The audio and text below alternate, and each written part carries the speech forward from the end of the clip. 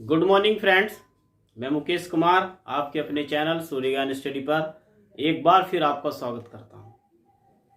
देखिएगा, आज हम आपको बताएंगे कक्षा 10 में विज्ञान अध्याय 2 से आज हमारा प्रकरण रहेगा रासायनिक समीकरण। इससे पहले की वीडियो में हमने सीखा रासायनिक अभिक्रिया। रासायनिक समीकरण बिल्कुल एक दूसरे के कोटिपूरक हैं, यानी एक दूसरे से जुड़े हुए हैं। हम इसको आसानी से समझने के लिए देखते क्या करते हैं। जिन्होंने रासायनिक अभिक्रिया को नहीं समझा वो इस वीडियो के डिस्क्रिप्शन में जाइए और वहां पर इसका लिंक मिल जाएगा आपको, और वहां पे क्लिक करके आप मेरी इससे पिछली वीडियो को आप देख सकते हैं। तो चलते हैं, हम आपको जल्दी अधिक समय ना लेते हुए हम बात करते हैं आज रासायनिक समीकरण। रासायनिक समीकरण को आपको पहले मैं थोड़ा सा बता दूं, रासायनिक समीकरण है क्या। रासायनिक समीकरण आपकी जो रासायनिक अभिक्रिया होती है उसमें जो उसके सूत्र या जो उसके प्रतीक होते हैं उन्हीं को हम सूत्रों में चेंज कर रासायनिक समीकरण का रूप दे देते हैं। बस इतना ही करना है और इससे कुछ अधिक करने की आवश्यकता नहीं। यही हमारे रासायनिक समीकरण है। इसका मतलब ये है जिसका रासायनिक अभिक्रिया कंप्लीट है, उसको आ गई है, तो वो रासायनिक समीकरण को भी अच्छे प्रकार से समझ सकता है। तो आइए हम इसकी मैं परिभाषा लिख देता हूं जल्दी से, जिससे आपका समय भी बचा रहे। ओके फ्रेंड्स, तो देखिए दोस्तों, मैंने इस परिभाषा को लिख दिया है। आप देखिए यहां पर क्या है, रासायनिक समीकरण। रासायनिक अभिक्रिया को रासायनिक समीकरण द्वारा निरूपित किया जाता है। सिंपल है, यानी कि जो हमारी रासायनिक अभिक्रिया होती है उसको ही रासायनिक समीकरण में निरूपित किया जाता है।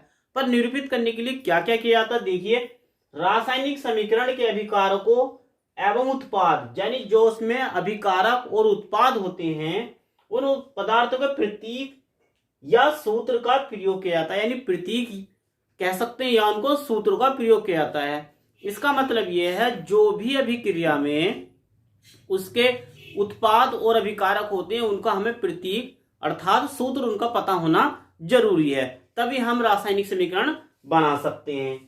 प्रतीकों के साथ उनकी भौतिक अवस्था को भी दर्शाया जाता है। यानी जो प्रतीक तो लिखेंगे ही, उनके साथ साथ हम क्या करेंगे, उनकी जो भौतिक अवस्था होती है उनको भी दर्शाना पड़ेगा। भौतिक अवस्था क्या है, जैसे ठोस, द्रव, गैस। तो यानी जो इनको होगा, अगर कोई पदार्थ हम ऑक्सीजन ले लेते हैं तो ऑक्सीजन क्या है, हमारी एक गैस है। तो ऑक्सीजन गैस है, तो इसका मतलब हम यहाँ पर गैस, यानी कि जो उसका पहला लेटर है जी, इसको जी से प्रदर्शित कर देंगे। अगर हम बात करते हैं लोहे की, तो लोहा हमारा एक ठोस पदार्थ है, तो यानी सॉलिड है, इसे इंग्लिश में बोलते हैं सॉलिड, तो हम उसको पास में ऐसे लिख देंगे। आइए देखते हैं कैसे लिखते हैं। अब हम इसके बारे में थोड़ा सा समझते हैं। मैं लिख देता हूं यहाँ पर ठोस अवस्था। जैसे कि अगर हम नंबर 1 की बात करते हैं, हमारे पास ठोस, नंबर 2 द्रव, और नंबर 3 हमारे पास होता है गैस। इसको इंग्लिश में ठोस को क्या कह देते हैं, सॉलिड, और द्रव को हम बोल देते हैं लिक्विड, और गैस हमारी गैस ही रहती है। तो देखिएगा, हम इसका पहला S लेंगे, इसका पहला L लेंगे, और इसका पहला हम क्या लेंगे, G लेंगे। तो जहां भी कोई भी हमारा पदार्थ या तत्व जो भी अगर ठोस रहेगा तो वहां पर हम S का प्रयोग करेंगे, और द्रव रहेगा तो लिक्विड यानी L का प्रयोग करेंगे, और गैस होता है तो हम वहां पर G का प्रयोग करेंगे। तो इसका मतलब हमें रासायनिक समीकरण के लिए हमें यह पता होना चाहिए उस तत्व के बारे में, और साथ में सभी पदार्थ, सभी तत्वों के हमें प्रतीक अर्थात सूत्रों का भी पता होना चाहिए। यहां पर मैं कुछ तत्वों के प्रतीक लिख देता हूं जिससे ये आप याद करके हमें काम आएंगे। मैं लिख देता हूं यहां पर। ओके, देखिए फ्रेंड्स, मैंने सभी प्रतीकों को लिख दिया है। एक बार मैं आपको कंफर्म करा देता हूं। इधर तत्व हैं और सब इधर इसके प्रतीक हैं। देखिए, हाइड्रोजन का H होता है, ऑक्सीजन का O, नाइट्रोजन का N, कार्बन का C, क्लोरीन का Cl, आयरन यानी लोहा इसका Fe, मैग्नीशियम का Mg, सोडियम का Na, फास्फोरस का P, कैल्शियम का है आपका Ca, पोटेशियम का है K, मैग्नीज का है आपका Mn, तांबे का है Cu, जिंक का है आपका Zn, सोने का है Au, चांदी का है Ag, और पारे का है आपका Hg, और सीसा का है Pv। ये मैंने आपको 18 लिखे हैं, और आप जानते हैं कितने हैं सारे, ये 118।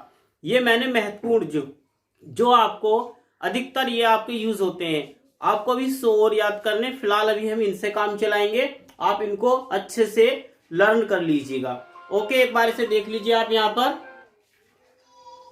और आप इसका एक स्क्रीनशॉट ले लीजिए। फिर हम आपको रासायनिक समीकरण बनाना सिखाते हैं कि रासायनिक समीकरण कैसे बनती है रासायनिक अभिक्रिया में को चेंज करके। ओके, एक आप स्क्रीनशॉट ले लीजिए।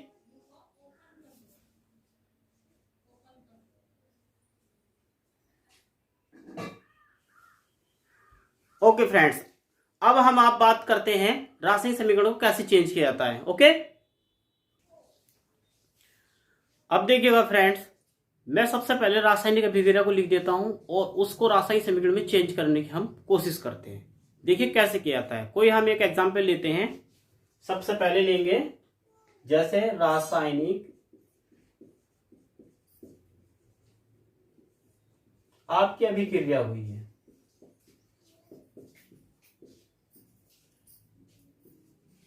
रासायनिक अभिक्रिया में तब हम ले लेते हैं कोई, जैसे कोई मैग्नीशियम है, मैग्नीशियम को वायु की उपस्थिति में जब हम किसके साथ, जो हमारा एक ही ऑक्सीजन होता है, वो ऑक्सीजन होती है, उसको साथ हम जब अभिक्रिया कराएंगे तो हमें क्या मिलता है, मैग्नीशियम ऑक्साइड मिलता है। तो हम लिख देंगे यहां पर मैग्नीशियम, मैग्नीशियम एक रिबन होता है ये, को हवा में ऑक्सीजन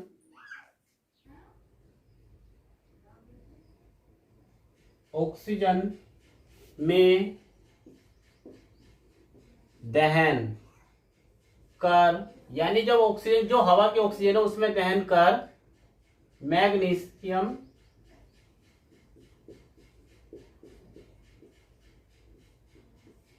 ऑक्साइड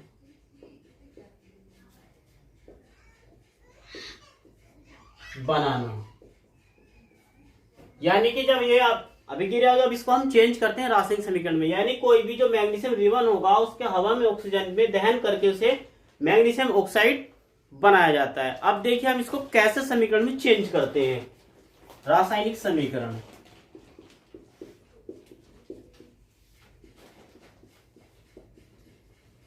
रासायनिक समीकरण। अब देखिए हमारे इसमें कौन से, यानी कि जो मैग्नीशियम रिबन है ये हमारे पास क्या है, ये अभिकारक है। क्या है ये हमारे पास, अभिकारक है। और क्या है अभिकारक, ऑक्सीजन, यानी ये दोनों हमारे पास क्या है, अभिकारक है। इन दोनों को ही आपस में क्रिया करके हम क्या बना पा रहे हैं, मैग्नीशियम ऑक्साइड। तो जो हमारे अभिकारक होते हैं उनको हम लिखते हैं उनका सबसे पहले प्रतीक। जैसे हमने मैग्नीशियम का प्रतीक की बात करें तो मैग्नीशियम का प्रतीक होता है Mg। क्या होता है इसका प्रतीक, Mg। फिर दूसरा भी कोई एक अभिकारक है हमारे पास, ऑक्सीजन, तो हम ऑक्सीजन का भी लिख देंगे यहाँ पर O। पर ध्यान देंगे हम यहाँ पर ऑक्सीजन का प्रतीक O क्या है, नहीं O2 लिखा जाएगा, क्योंकि इसके साथ दो अणु जुड़े होते हैं। अब इन दोनों को लिख दिया। इसके बाद हम यहाँ से अभिक्रिया को दर्शाएंगे, एक तीर के निशान से एरो लगाएंगे। इससे पता चला कि इन दोनों को मिलाने से हमारे पास जो नया उत्पाद बन रहा है वो क्या बन रहा है, मैग्नीशियम ऑक्साइड। अब इस मैग्नीशियम ऑक्साइड का भी हमारे पास क्या है, इसका भी प्रतीक यानी अणुसूत्र हमारे याद होना चाहिए। ठीक है दोस्तों, तो यह मैग्नीशियम ऑक्साइड का होगा MgO। यह हमारा मैग्नीशियम ऑक्साइड का अणुसूत्र है। ठीक है, यानी कि ये सूत्र हो गया। अब यहां से हमारी क्या है, क्या बन गई ये, इसी को ही हम रासायनिक समीकरण कहते हैं। बस सिंपल है, हमारी रासायनिक समीकरण बनकर तैयार हो गई है। यानी रासायनिक अभिक्रिया को ही प्रतीक में चेंज करना ही हमारी क्या होती है, उसकी रासायनिक समीकरण कहते हैं। बहुत आसान है, एक एग्जाम्पल के माध्यम से और समझते हैं। पर एक बात और आपको ध्यान रखनी इसमें, ये रासायनिक समीकरण तो बन गई आपकी, पर अभी संतुलित नहीं हुई है। संतुलित करने के लिए हम आपको क्या है, नेक्स्ट वीडियो में रासायनिक समीकरणों को संतुलित करना सिखाएंगे। फिलहाल हम आज सीख रहे हैं रासायनिक समीकरण को कैसे निरूपित किया जाता है और रासायनिक समीकरण है क्या। फिर नेक्स्ट वीडियो में हम रासायनिक समीकरण को संतुलित करना आपको सिखाएंगे। ओके फ्रेंड्स, तो हम एक एग्जाम्पल के माध्यम से और समझते हैं। दूसरा अगर हम बात करते हैं हाइड्रोजन और ऑक्सीजन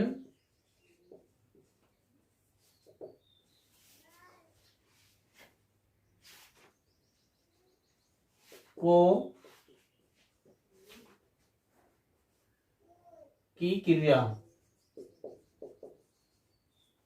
करने पर प्राप्त जल होता है या बनता है। एक ही बात है, यानी कि यहाँ पे दिख रहा हाइड्रोजन ऑक्सीजन की क्रिया करने पर हमें प्राप्त क्या होता है, जल होता है। तो देखिए ये आपका क्या हो गया, एक रासायनिक अभिक्रिया हो गई। अब इसको हमें रासायनिक समीकरण में चेंज करना पड़ेगा। तो जो हमारे अभिकारक है हाइड्रोजन है और ऑक्सीजन है, इसको हम इधर लिख लेंगे रासायनिक समीकरण बनाने के लिए, यानी कि H+O। पर हमें याद है इसके हमने प्रतीक आपको ये बताया H और O, पर जो भी गैस होती है इसके अणु यानी जो दो अणु होते हैं एक साथ जुड़े होते हैं, ठीक है। तो यानी कि H2 और O2 हो जाएगा। एरो जल का क्या होता है H2O। ओके फ्रेंड्स, तो यहां से हमारे पास क्या बन गया, ये जल बन गया है। बहुत सिंपल है, ये हमारी क्या हो गई है, रासायनिक समीकरण हो गई है। अब हम देखिए अगर कोई भी आपको डाउट है तो आप प्लीज हमें कमेंट करके बताइएगा और हम इसको संतुलित करना भी सीखेंगे। तो मिलते हैं नेक्स्ट वीडियो में, और आप इस वीडियो को अंत तक देखें अच्छे से, जब भी आपको अच्छे समझ में आएगा। और वीडियो के डिस्क्रिप्शन में आपको इसका पहला भाग भी दिया गया है रासायनिक अभिक्रिया को समझने के लिए। ओके फ्रेंड्स, और समझते रहिए और वीडियो को लाइक और सब्सक्राइब करना बिल्कुल ना भूलें। जय हिंद।